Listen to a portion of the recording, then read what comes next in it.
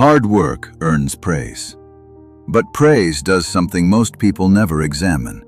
It doesn't just acknowledge output, it assigns position. Hierarchy rarely moves because of effort. It moves because of perception. And once a position is assigned, the hierarchy adjusts around it. In professional environments, praise is often mistaken for progress. Compliments feel like movement. Recognition feels like elevation. Being called reliable, dependable, indispensable. These words sound upward. They feel like steps. But steps do not always lead upward. But hierarchy does not move based on how appreciated you are. It moves based on how you are perceived in relation to control. There is a difference between being valued and being positioned. And that difference is where most performers quietly settle. Not because they lack ambition, but because the role feels safe. The performer identity is built on visible contribution, tasks completed, deadlines met, crises solved. The performer proves worth through output. The more pressure applied, the more effort supplied. And the system rewards that effort with affirmation. And affirmation quietly teaches you which version of yourself to repeat. Great job! We can always count on you. You're essential. These statements feel like upward signals, but they are not authority signals. They are stability signals. And stability does not sit at the top of a hierarchy. It sits inside it. Systems praise what keeps them stable before they reward what changes them. Praise often functions as containment. It reinforces the role that benefits the system most, not necessarily the role that expands your influence within it. Nietzsche observed that systems reward usefulness before they reward power, because usefulness preserves order. When you consistently perform at a high level, you become predictable. Predictability lowers risk. Lower risk makes you comfortable to rely on. And comfort is rarely where hierarchy grants influence. But comfort rarely translates to authority. It translates to trust in execution. Execution is not direction. And the moment you are trusted primarily for execution, the hierarchy begins to shape around that perception. Not maliciously, psychologically. Most people do not lose authority because they lack intelligence. They lose it because they unknowingly signal their preferred role through repeated behavior. Every action leaves a reaction receipt, and hierarchy remembers receipts longer than intentions. When you respond quickly to every request, you leave a receipt that says, available. When you volunteer for additional tasks, you leave a receipt that says, operational. When you solve problems without reframing them, you leave a receipt that says, executor. Over time, these receipts accumulate in an access ledger, the silent record of how others perceive your function within the structure. The access ledger determines who is invited into strategic conversations. It determines whose input shapes direction. And eventually, it decides who is trusted to interpret rather than execute. Praise feeds the access ledger, but not in the way most expect. It feeds it horizontally, not vertically. And most careers stall at the horizontal level without anyone noticing. You become horizontally indispensable, deeply embedded in operational flow. But vertical mobility requires something different. It requires perception of leverage. Strategists are rarely praised the same way performers are. They are not celebrated for speed. They are not applauded for responsiveness. They are not admired for availability. They are noticed for framing. Because the person who defines the frame quietly defines the outcome. Framing shifts direction. Direction shapes power. A sovereign mind understands this distinction. It recognizes that praise feels good because it affirms identity. But affirmation can also anchor identity. When someone calls you the hardest worker here, it becomes tempting to protect that label, to live up to it, to reinforce it, to defend it. And the moment you start defending a label, it begins defining your ceiling. And without realizing it, you begin optimizing for approval rather than positioning. This is the praise trap. You are rewarded for what stabilizes the system, not for what reorients it. Stabilizers are essential, but essential is not the same as elevated. Hierarchy rewards those who change outcomes, not those who carry them. Elevation in hierarchy is tied to perceived influence over outcomes, not participation in them. A performer thinks, if I continue delivering at this level, advancement will follow. And that belief keeps many people working harder inside the same position. A strategist thinks differently. They ask, how is my presence altering perception? The performer measures output. The strategist measures positioning signals. Positioning signals are subtle. They are not loud. They are not dramatic. They are often invisible to the performer mindset because the performer is focused on the task, and what goes unseen cannot be intentionally shaped. But authority is assigned before the task is even discussed. The meeting room reveals this clearly. Notice who is asked to present results. Notice who is asked to interpret results. The difference between those two roles is the difference between execution and influence. The presenter proves competence. The interpreter shapes direction. And direction, not effort, is what hierarchy remembers. And the one who shapes direction accumulates power, even if they contribute fewer visible outputs. Praise is often given to the presenter. Authority is often granted to the interpreter. This is why the most praised individual in a department is not always the one promoted. Promotion follows perception. Perception follows repeated identity cues. And once alignment becomes visible, hierarchy treats it as identity. If internally you see yourself as the reliable performer, your behaviors will reinforce that role. Your reaction receipts will reflect that role. Your access ledger will solidify that role. And once the ledger stabilizes, the hierarchy rarely adjusts spontaneously. It adjusts when identity shifts. The sovereign mind does not reject praise. It analyzes it because praise is rarely neutral. It carries direction. It asks, what function is this praise reinforcing? If you are praised for speed, you are being positioned for responsiveness. If you are praised for thoroughness, you are being positioned for detail.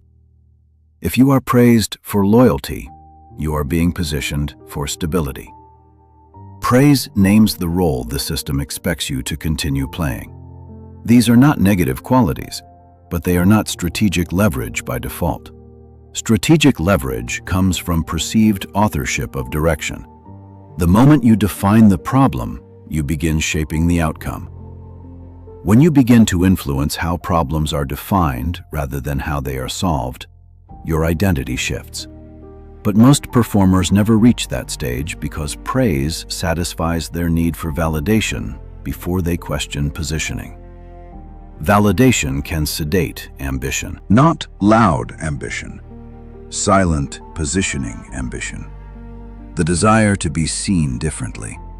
And once that desire goes quiet, identity stops evolving. There is a reason praise is so powerful psychologically. It reduces uncertainty. When someone tells you that you are doing well, your nervous system relaxes. Ambiguity disappears, and certainty is often what keeps people from repositioning. You know where you stand, at least temporarily. And the mind prefers certainty over repositioning because repositioning requires risk. The performer identity is often built on this quiet contract. If I continue doing what earns approval, my future becomes safer.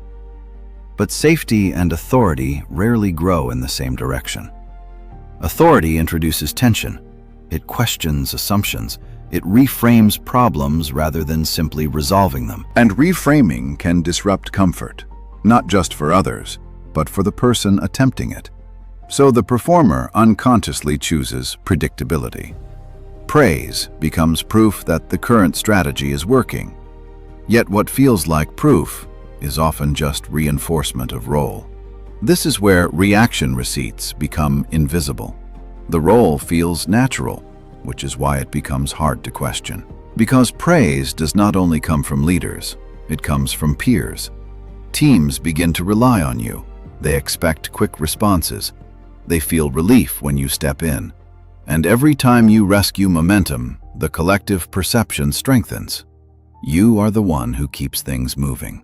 Movement sustains systems. Direction rewrites them. Once identity is assigned, people stop looking to you for direction. And identity assignment is one of the strongest forces inside hierarchy. People do not constantly reevaluate others from scratch. They conserve cognitive energy by maintaining stable mental models. Once your access ledger records you as the reliable executor, new evidence is filtered through that assumption. Even strategic insights may be interpreted as operational suggestions. This is why some people feel unheard, despite being highly intelligent. They are not lacking insight. They are speaking from an identity that has already been categorized. The sovereign mind understands this without resentment. Hierarchy responds to perception, and perception changes only when signals do. The real danger of praise is that it freezes perception at the moment of recognition. You become known for what you were praised for, even as you evolve beyond it. And unless you intentionally alter the signals you send, the access ledger continues updating the same story.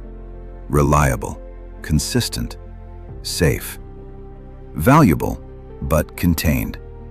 Most people choose appreciation because authority requires risking it. Because the moment you stop optimizing for praise, your reaction receipts change.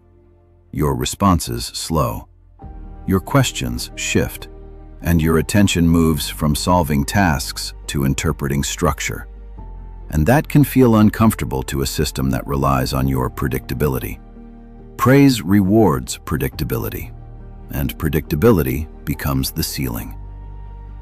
If you examine your professional life through the lens of access ledgers, a pattern becomes visible.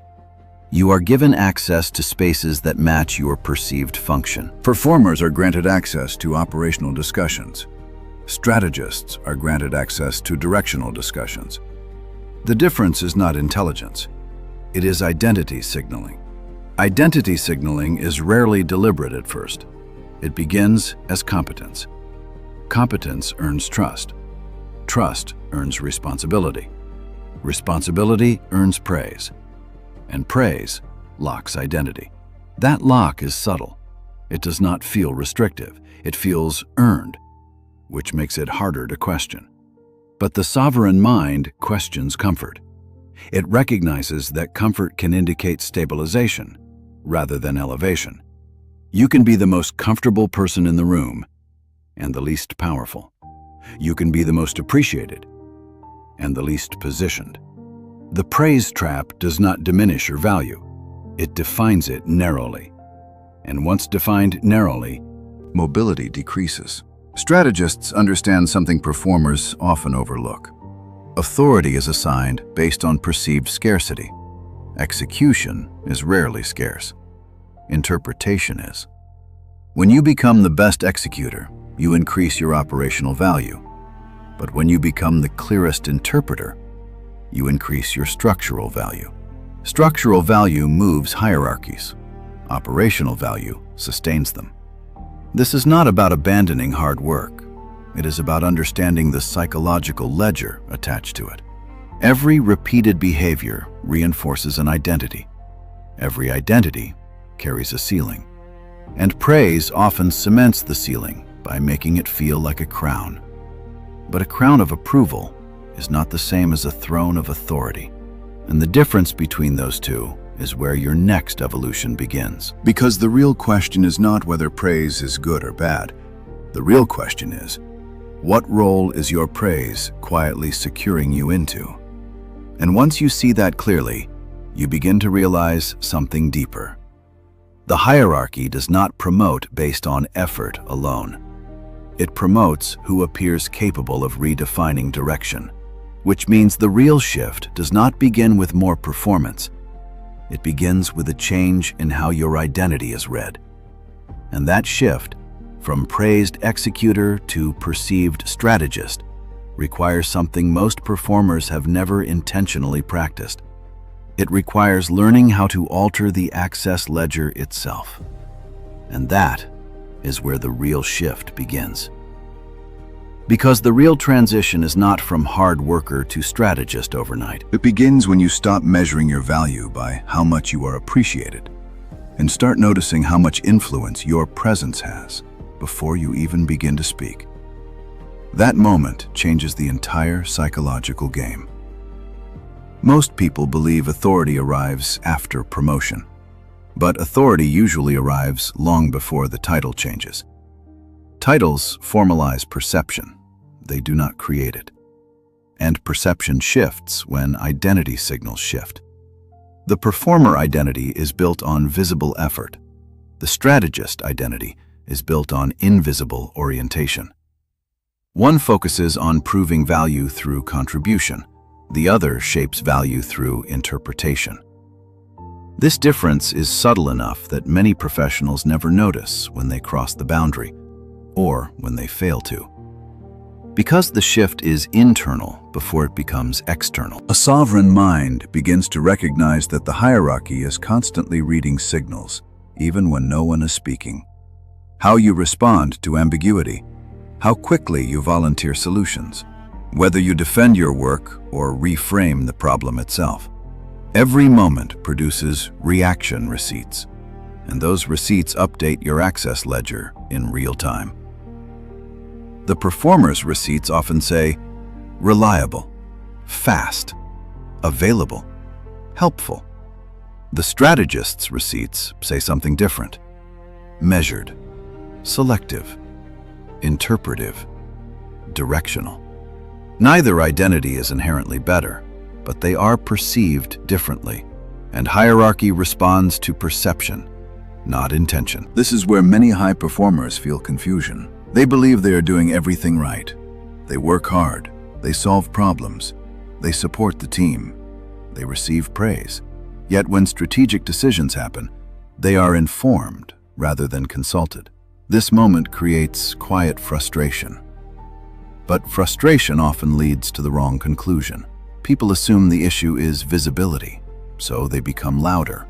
They speak more, volunteer more, demonstrate more effort. Yet, increased visibility without identity shift simply amplifies the existing perception.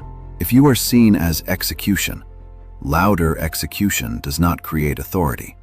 It reinforces it. The strategist understands something uncomfortable. Not every opportunity to contribute should be taken, because contribution communicates role. When you consistently step into operational gaps, you signal operational identity. When you step back and analyze the pattern behind the gap, you signal interpretive identity. This is why strategists often appear calmer. It is not because they care less. It is because they are paying attention to positioning signals rather than reaction urgency. The performer reacts to immediate needs. The strategist watches how needs emerge. That difference changes how others assign influence. Think about meetings again. Notice who answers quickly. Notice who pauses. The pause is not hesitation. It is an evaluation. A pause signals that the person is considering implications, not just solutions. And implication-focused thinking reads as authority. The sovereign mind learns to become comfortable with that pause. Because silence can alter perception more powerfully than speed. Speed communicates capability. Deliberation communicates weight. Hierarchy grants authority to weight. This is where many performers struggle psychologically. Their identity has been built around responsiveness, being quick, being helpful, being dependable. Slowing down can feel like failure, even when it is actually repositioning. The praise trap trained them to equate action with value, but strategic identity separates value from immediacy. It asks, what happens if I don't respond instantly? Often, nothing collapses, and in that space, perception begins to shift. People start to see you not as the automatic solution, but as someone who chooses when to engage. Choice signals autonomy. Autonomy signals power. Power attracts access. Access changes the ledger. This shift is subtle, which is why it often feels invisible while it is happening.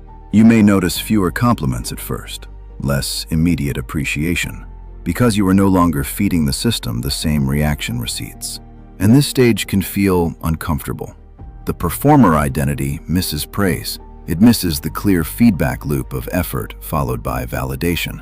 But the strategist understands that silence from others does not always mean loss of value. Sometimes it means perception is recalibrating. When you stop rushing to prove usefulness, people begin to ask a different question. What does this person think? That question marks the beginning of authority. Authority begins when others seek interpretation rather than execution, and interpretation requires distance. Distance does not mean disengagement. It means perspective. The strategist maintains enough psychological distance to see patterns instead of isolated tasks. Patterns reveal leverage. Leverage shifts outcomes with less visible effort. This can appear mysterious to performers. They see someone contributing less visibly but receiving more influence. What they are seeing is not favoritism. They are seeing a different identity ledger. Strategists accumulate reaction receipts tied to judgment.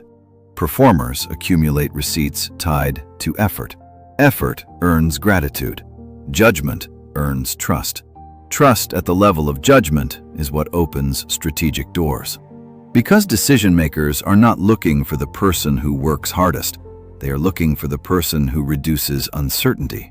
Reducing uncertainty is a psychological function, not an operational one. It comes from clarity, from framing, from the ability to say, this is what actually matters. When you consistently identify what matters, your identity shifts from contributor to compass, and compasses guide direction. This is why the transition from performer to strategist is less about doing more and more about changing how you think in public. Not louder thinking, clearer thinking. Less explanation, more framing. Instead of presenting every detail, you highlight the pattern. Instead of proving effort, you define implications. Instead of asking for approval, you provide orientation. These are positioning signals, and over time, they rewrite the access ledger. People begin inviting you earlier into conversations, not because you demanded access, because your identity suggests direction. This is the quiet emergence of authority. The sovereign mind understands that authority grows through consistency of signal, not occasional brilliance. One insightful comment does not change perception. Repeated framing does. Repeated calm interpretation does. Repeated refusal to chase validation does. Eventually, something subtle happens. Praise changes form. You are no longer praised for working hard. You are acknowledged for seeing clearly. This type of recognition feels different. It is quieter, less emotional, more weight-bearing.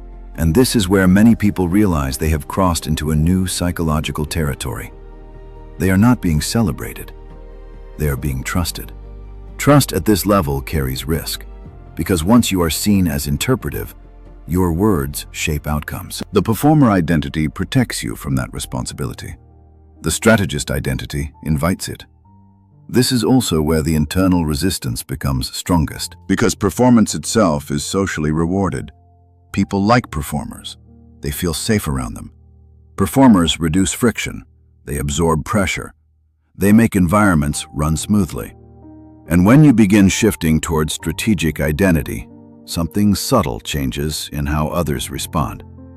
You may feel less immediately liked, not disliked, just less predictable. And unpredictability creates psychological distance. The sovereign mind expects this. It understands that hierarchy does not only organize work, it organizes emotional comfort. The performer stabilizes comfort. The strategist introduces perspective, and perspective can challenge assumptions people have grown comfortable with. This is why many individuals unconsciously retreat back into performance after briefly moving toward strategy. They feel the tension. Fewer quick compliments, more silence after statements, longer pauses in conversations. But these signals are not rejection. They are recalibration. People are updating the access ledger. They're trying to understand what role you now occupy. If you rush back into overperformance during this phase, the ledger resets. The old identity returns instantly because it is familiar. But if you hold steady, calm, measured, selective, a new pattern begins to form. Others start to approach you differently, not for speed, for perspective. And this shift often happens before you consciously realize it. You notice that problems are brought to you earlier. Questions become broader. Conversations become less about tasks and more about direction. This is the first real sign that identity has changed. Not praise, not titles. Access. Access reveals how your mind is read, and once it is seen as directional, hierarchy makes space without announcement. Which means the real barrier between performer and strategist is not skill. It is willingness to carry interpretive weight, to speak less often, but with more consequence, to allow silence to exist before responding, to prioritize clarity over approval, and perhaps most importantly, to accept that praise will decrease before authority increases. This is the stage where many people retreat. They return to performance because performance feels safe. The feedback loop is immediate. Authority develops slowly. But those who continue through this phase begin to notice a change in how rooms respond to them. Conversations pause when they speak. Ideas are referenced later. Decisions wait for their input. These are access ledger shifts. They happen gradually, almost invisibly, until one day, the promotion arrives, and it feels less like a surprise and more like a confirmation. Because the hierarchy has already adjusted internally, the title simply catches up. This is why promotions appear to go to strategists, not because strategists avoid work, but because they manage perception differently. They understand that identity precedes opportunity, and they protect that identity intentionally. The sovereign mind does not chase authority directly. It cultivates alignment between internal orientation and external signal. When those align, authority becomes a natural consequence rather than a goal. And this is where the deeper realization appears. The workplace measures not only effort, but orientation. And orientation determines access, which quietly shapes power. And power, real power, rarely announces itself loudly. It settles quietly around those who stop trying to prove their value and start defining the meaning of it. Which brings us to the final insight. The difference between performers and strategists is not intelligence. It is identity management. Performers ask, how can I contribute more? Strategists ask, how am I being positioned by this contribution? One question expands workload, the other expands influence. And once you begin asking the second question consistently, the hierarchy starts reading you differently, because you are no longer just participating in the system, you are interpreting it. And the moment you begin interpreting the system, instead of simply feeding it, you stop being seen as execution. You begin to be seen as direction. And direction is where authority lives. So the next time praise arrives, Pause. Receive it. But also read it. Ask yourself what role it is reinforcing, because praise is never just appreciation. It is information. And the sovereign mind understands that information becomes power when it is read correctly. So the question isn't whether you're working hard enough. The real question is, what identity are your reaction receipts quietly building around you? And who do you become once you start writing them intentionally instead of automatically?